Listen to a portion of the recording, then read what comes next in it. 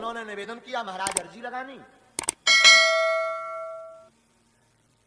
हरप्रीत जी, उनका नाम हरप्रीत है। हाँ, और आपको हम बढ़िया बात बताएं, उन्होंने अर्जी लगाई, हमने अपनी कलम उठाई, पर्चा बनाया। तो हमने पूछा, बताओ भाई किस लिए आए हैं? बोले महाराज जी आप तो सब जानते हैं, आप बताइए। अरे हमने कहा नहीं नहीं बालाजी सब जानते हैं, भाई आप क्या पूछने आए हैं बताओ। हमने पर्चा पढ़वाया तो उनके पर्चे में कलम लिख करके आई कि आप संतान की कामना लेकर के आए हैं, कोई संतान नहीं है, एक पुत्री हुई, उसकी आयु 10 साल की हो गई, उसके बाद आपके कोई संतान नहीं हुई, पुत्र कामना लेकर के आए हैं, हमारा आशीर्वाद है, बालाजी कृपा करेंगे, ऐसा पर्चे में लिख करके आया और आपको पुत्र हो जाएगा।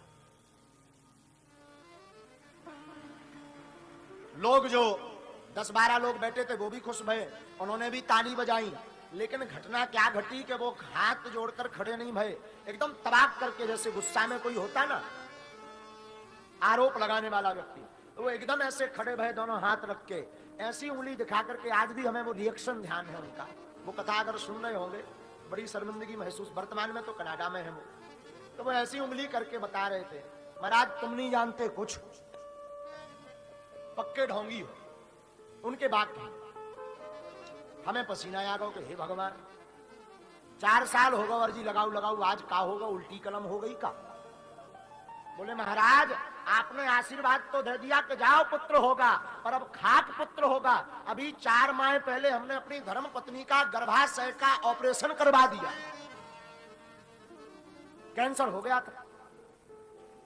अगर तुम जानते होते तो ये पता नहीं लगा लेते कि गर्भाशय ही नहीं है, अब क्या खाक पुत्र होगा। बात सही थी, हमें भी पसीना आ गया।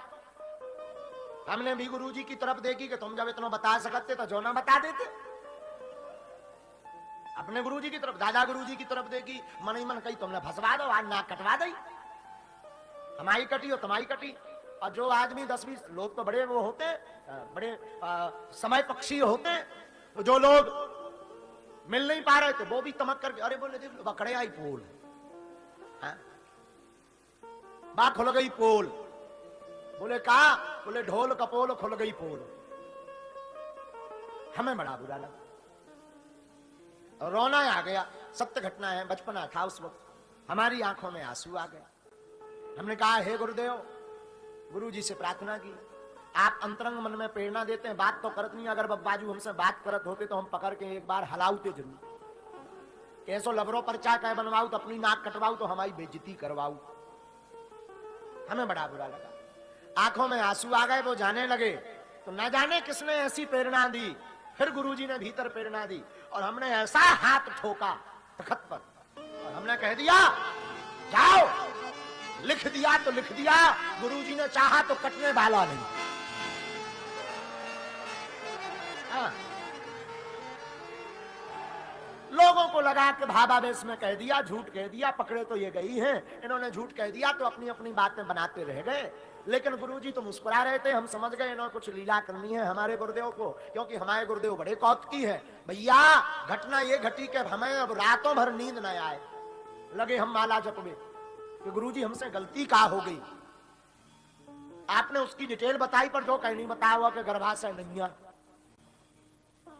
गुरुजी 4-5 दिन बाद हमारे रात्रि काल मन भाव में प्रकट भय, बोले बेटा ये भी हनुमान जी की लीला है। और भैया का बतावे, वो आज भी जिंदा है। ये चर्चा हमने केशव जी को भी बताई थी, सरदार जी की, दिल्ली के सरदार की का।